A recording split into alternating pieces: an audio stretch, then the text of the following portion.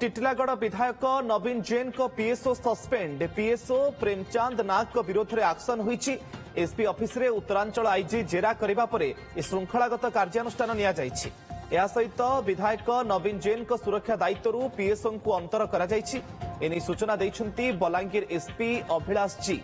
सेबडे उभय टिटिलागढ़ विधायक नवीन जैन एवं तांको पीएसओ नारे आर्म्स एक्ट रे मामला रुजु करिछि टिटिलागढ़ पुलिस। रामनवमी शोभायात्रा बेले विधायक नवीन जैन फांका गुलीचालना घटना बीएनएस 125 एवं 25 आर्म्स एक्ट रे मामला रुजु करी पुलिस तदंत करुछि। सेबडे संपृक्त बंधुकटी खेलना बंधुक थिला बोली विधायक कहउतबा बेले एहा विधायक जैन लाइसेंस प्राप्त थिला बोली कहउचंती बलांगीर एसपी।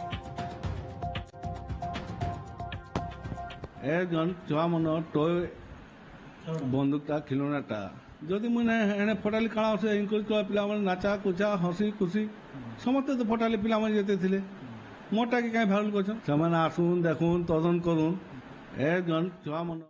अधिक सूचना आम पश्चिम ओडिशा ब्यूरो चीफ मनोरंजन जोशी आम सहित जोड़ी होती फोन लाइन रे। मनोरंजन ये केवल श्रृंखलागत कार्यानुष्ठान रे सीमित रहिबो ना आईनगत कार्यानुष्ठान आगो को नियाजिबो? वर्तमान समय पर्यंत तदंतर अपडेट कौन जो मामला गुड़िक रुजु करा जायछि जदि दोषी प्रमाणित होती कौन एक्शन हो पारे आगो?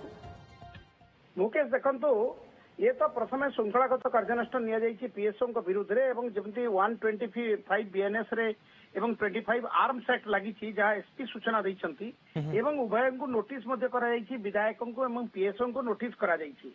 तो ये गोटे जिनस जो पीएसओ कहते खेलना बंदूक से फुटई दिले किंतु ये स्पष्ट होती 2026 मसीह ही से लाइसेंस प्राप्त बंदूक नहीं एवं मु of the record Madhya PSO सहित जहाँ कथा होती पीएसओ जो हाथ धरिक ऊपर को विधायकों को इंगित कर कौटी फुटेबे ऊपर जेहेतु इलेक्ट्रिक तार थिला पीएसओ भयभीत होते काले तार जदि इलेक्ट्रिक तार रे बाजिकी छिंडी न जाओ से गाइड करते विधायकों को जे ऊपर को किभली भाव से फुटेबे किंतु एटी प्रश्न उठी विधायकों को सस्पेंड करा जायछि कारण एटी सॉरी आपण पीएसओ को सस्पेंड करा जायछि एटी तदंत पर पीएसओ को सस्पेंड करा जायछि जे वीडियो रे स्पष्ट जना पड़ुछि विधायकों बंदूक को पीएसओ निजे कॉकिंग करछंती से प्रथम जना पड़ू ना बंदूकटा पीएसओ ना विधायक नवीन जैन किंतु परे जना पड़ा ये बंदूक हूँ विधायक नवीन जैन जे 2026 बोधे फेब्रुआरी मसरे इश्यू होती लाइसेंस दि जाइए से नुआ बंदूक किणी तो तापर सबुठ विपदपूर्ण जिनस होता जे थरे जदि पिस्तल को कॉकिंग करा जाए ताहले 8टा गुली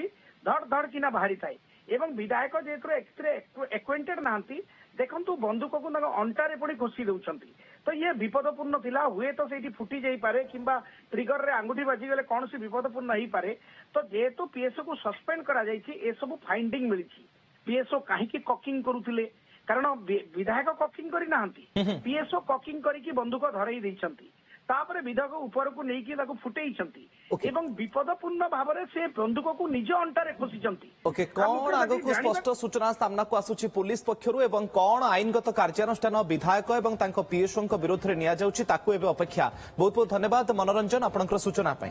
सेबडे घटना को नहीं तेजिछि राजनीति। विधायक बंधुक देखाई जनसाधारण को भयभीत करुछंती बोली अभियोग आनी बर्षिछि बीजेडी। जवाब रे बीजेपी कहिछि डबल इंजिन सरकार रे पुलिस को स्वाधीनता दिया जाइछि आईन अनुसार आवश्यक पदक्षेप ग्रहण कराजिबो।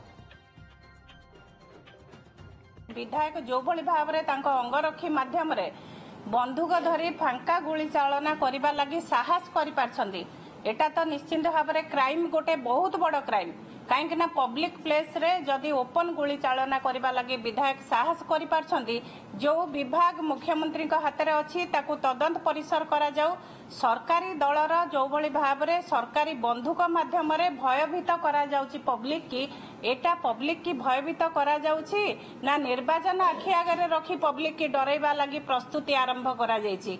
आम सरकार रे पुलिस को फ्री हैंड दिखाई जी भी भूल करिवो जी अपराध करिवो जेडा बड़ा प्रतिष्ठित व्यक्ति हेतु पुलिस कौन सामान्यतम पक्षपातिता करिवो नहीं। एटा उदाहरण आज पर्यंत देखाई आगु भी से हम आम नवदास हत्याकांड भाया कि ममिता मोहर केस रे दिव्यशंकर मिश्र को बीजेडी जमी माने देखे पक्षपातिता करते सुरक्षा देते से भली कथा तो डबल इंजिन सरकार मोहन सरकार करिवार नाही।